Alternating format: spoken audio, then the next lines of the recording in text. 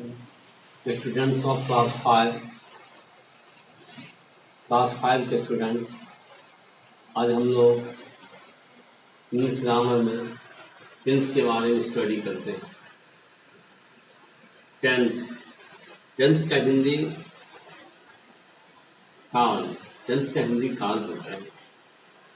The question is what is tense? Tense क्या है? Let us study about tense. Tense के बारे में स्टडी करते हैं। What is tense? Students, listen carefully. The tense stands for a verb form or series of verb forms used to express a time relation. Again, listen to me. The tense stands for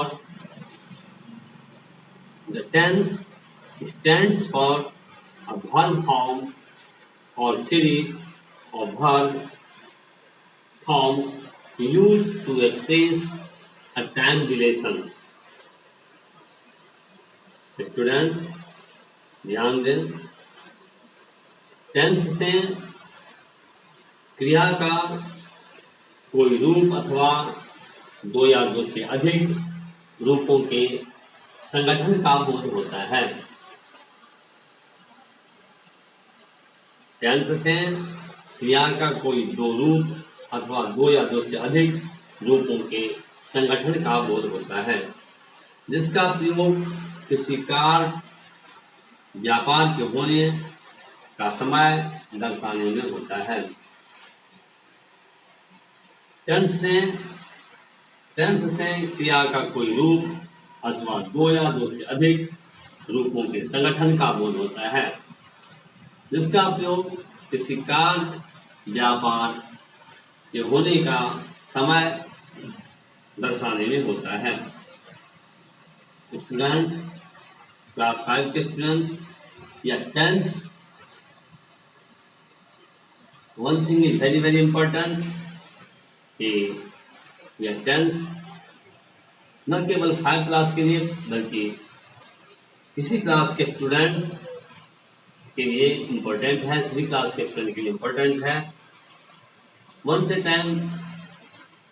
again listen to me, the definition of tense in English. The tense stands for a verb form or series of verb forms used to express a time relation. Tense से क्रिया का कोई रूप अथवा दो या दो से अधिक रूपों के संगठन का बोध होता है, जिसका प्रयोग किसी कार्य व्यापार के होने का समय दर्शाने में होता है। नाउ स्टूडेंट्स अब यह समझें कि टेंस के काइंड, टेंस के कितने प्रकार होते हैं।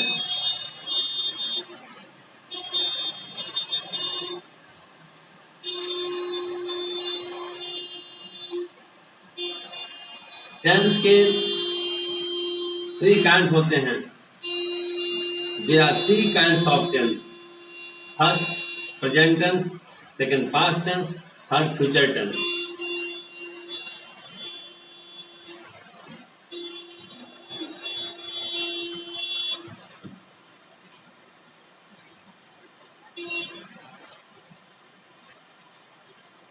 Present tense, past tense, future tense. Now, present tense has been divided into 4 kinds. अब प्रेजेंट टेंस को 4 भागों में विभाजित किया गया है। First, simple present tense. Second, present progressive और present continuous. Third, present perfect tense. Fourth, present perfect continuous tense.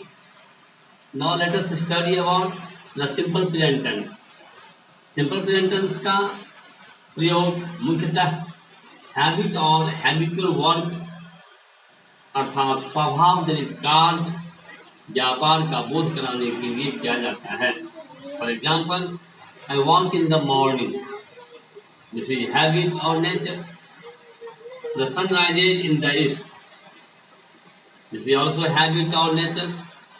Milk is sweet, this is the nature of the sweet. Students, आपको समझ में आया होगा कि सिंपल प्रेजेंट टेंस का प्रयोग अस्थायी या सामान्य कार्य, व्यापार संबंध, अधिकार, निहित गुण का बोध कराने के लिए किया जाता है।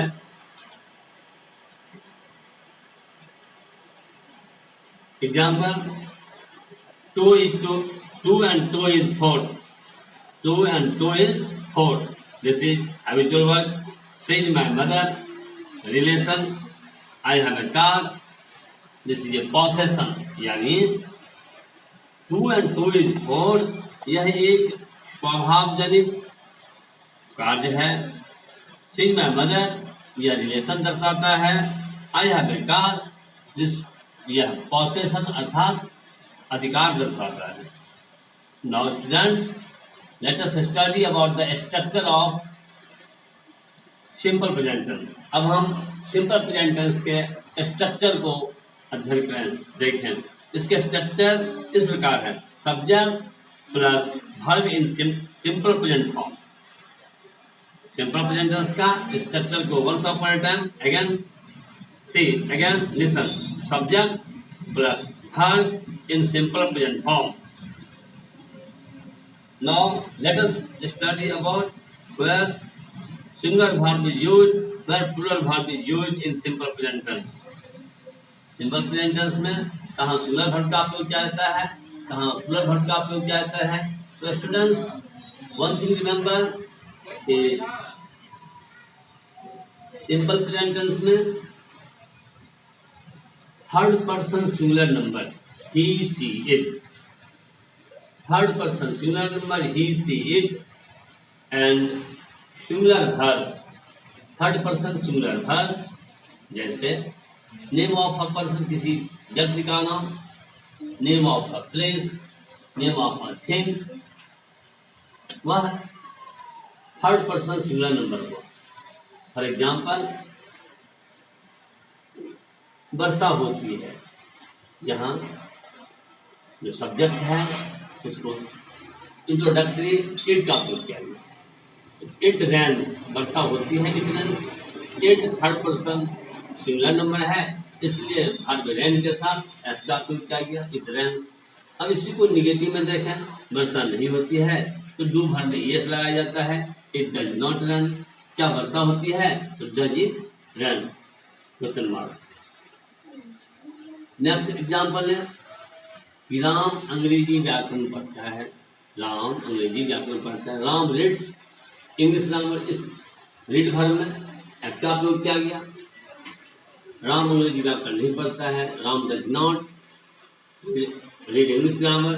क्या राम अंग्रेजी व्याकरण पढ़ता है, does Ram read English grammar.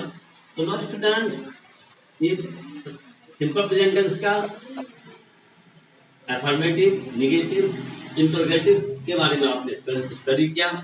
Now try to understand about the second kind of present tense. Second kind है प्रेजेंट टेंस का प्रेजेंट प्रोग्रेसिव और present continuous tense. Present tense का दूसरा भेद है प्रेजेंट प्रोग्रेसिव, या उसे प्रेजेंट कंटिन्यूअस टेंस भी कहते हैं। तो स्टूडेंट, सिंपल प्रेजेंट टेंस में वन थिंग मैं एक बार और आप लोगों को बताना चाहता हूँ कि आप सिंपल प्रेजेंट टेंस में यह देखिएगा कि सिंपल प्रेजेंट टेंस में हिंदी सेंटेंस के अंत में का हूँ, ता है, ते हूँ, ते हैं लगा हुआ रहता है। इससे भी आप यह समझें यह tense present simple present tense में है। पहले हम यदि मान लीजिए कि हिंदी सेंटेंस हमारे सामने आता है, तो यदि ता हूँ, ती हूँ, ता है, ते है, ती है लगा है, ये हम समझते हैं कि प्रेजेंट सिंपल प्रेजेंट टेंस है। सिंपल प्रेजेंट टेंस को प्रेजेंट इंडेफिनिट टेंस भी कहते हैं। इसके बनाने का यही नियम है, यदि subject first person I, we, second person you, the और थर्ड पर्सन प्लूरल नंबर या प्लूरल नाउन है तो वर्ब अपने फर्स्ट फॉर्म में ही रहता है वर्ब के साथ। वर्ब अर्थात वर्ब जिस रूप में है उसमें कोई जुड़ा नहीं जाता है। जैसे मैं अंग्रेजी ग्रामर पढ़ता हूँ, आई रीड इंग्लिश ग्रामर। हम लोग अंग्रेजी ग्रामर पढ़ते हैं, वी रीड इंग्लिश ग्रामर। लड़के अंग्रेजी ग्रामर पढ़ते हैं, the boys read English grammar. इस प्रकार से स्टूडेंट्स, यह भी आपका काम है, इसको ध्यान दें कि टेंस को समझने के लिए, बेहतर समझने के लिए आपके पास इंग्लिश ग्रामर और इंग्लिश ट्रांसलेशन के बुक हैं। इंग्लिश ट्रांसलेशन के बुक से आप ट्रांसलेशन बनाएं और उसको बढ़िया ढंग से समझें और करेक्शन करवाएं। इससे आपके और भी क्लियरेंस हो जाएगा टेंस। अब हम प्रेजेंट टेंस के फिर दूसरे प्रेजेंट प्रोग्रेसिव या प्रेजेंट कंटिन्यूअस टेंस के बारे में अध्ययन करेंगे।